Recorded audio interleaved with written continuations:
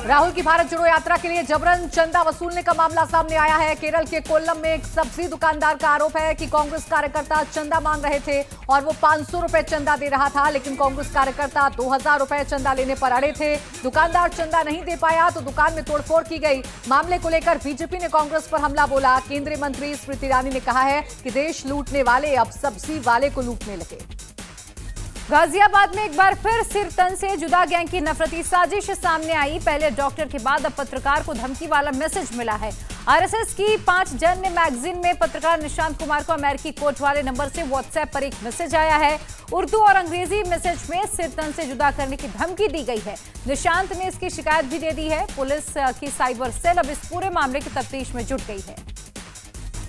Uzbekistan में SCO यानी Shanghai corporation organisation की बैठक शुरू हो गई है। एससीओ सम्मेलन में 30 से ज्यादा समझौतों पर दस्तखत होंगे। बैठक शुरू होने से पहले फोटो सेशन हुआ, जिसमें सभी 8 सदस्य देशों के नेता शामिल हुए। इसके बाद मीटिंग्स का दौर शुरू हो गया है। हालांकि इस सबके बीच पीएम मोदी जिनपिंग और शहबाज से दूर रहे। एससीओ की मीटिंग के बाद पीएम मोदी आज रूस के राष्ट्रपति पुतिन से मिलेंगे। जिनपिंग शहबाज से मोदी की औपचारिक मुलाकात भी तय नहीं है।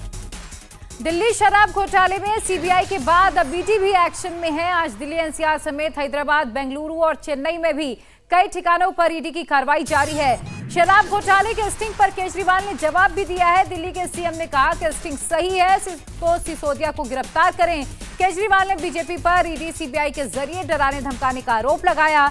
तो वहीं दूसरी तरफ ईडी की टीम तिहाड़ जेल में सत्येंद्र जैन से भी पूछताछ कर रही है।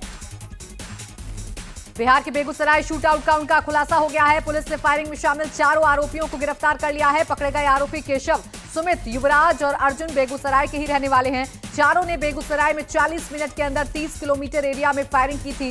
गोलीबारी में एक शख्स की जान चली गई और 10 लोग जख्मी हो गए थे। पूछताछ के बाद पुलिस प्रेस कॉन्फ्रेंस करके फायरिंग के कारणों की जानकारी देगी। बिहार में आरजेडी कोटे के मंत्रियों के बाद विधायकों के चर्चे भी शुरू हो गए। नवादा के सर्किट हाउस में आरजेडी विधायक विभा यादव ने जबरदस्त हंगामा काटा। सर्किट हाउस में आरजेडी कोटे से मंत्री समीर महासेठ अधिकारियों के साथ मीटिंग करने लगे, जबकि मंत्री का इंतजार कर रहे विधायक और कार्यकर्ताओं को बाहर कई घंटों इंतजार करना पड़ा। इससे बाहुबली राजवल्लभ यादव की विधायक पत्नी विभा यादव नाराज हो गई। मीटिंग में घुसकर अधिकारियों को जमकर खरी खोटी सुनाई।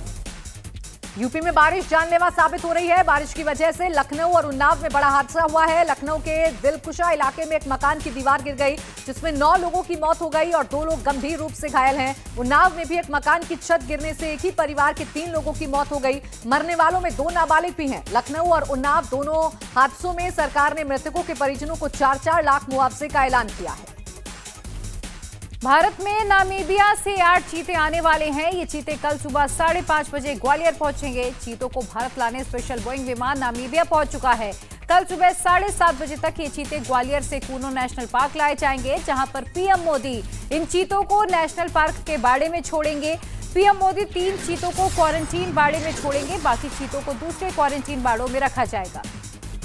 योग गुरु स्वामी रामदेव ने पतंजलि ग्रुप के नई साजिश के शिकार होने का बड़ा खुलासा किया है। योग गुरु ने कहा कि उनकी तरक्की से मेडिकल, पॉलिटिकल, सोशल और रिलीजियस माफिया जलते हैं, इसलिए पतंजलि प्रोडक्ट्स के खिलाफ षड्यंत्र रचकर उन्हें बदनाम करने की कोशिश कर रहे हैं। स्वामी रामदेव ने आंवला जूस और देसी घी की FSSAI की टेस्टिंग में हुई गलतियों के बारे में बताया। कहा प्रोडक्ट बनने के बाद उसे 5 बार चेक किया जाता है। ऐसे में प्रोडक्ट की जांच में फेल होने का सवाल ही नहीं उठता। राजस्थान की कांग्रेस सरकार में आपसी खींचतान लगातार जारी है। भरतपुर में हुए कार्यक्रम में सीएम गहलोत के सामने पर्यटन मंत्री विश्वेंद्र सिंह ने मोर्चा खोल दिया। विश्वेंद्र सिंह ने भरी सभा में मंच से खराब सड़कों का मुद्दा उठाया।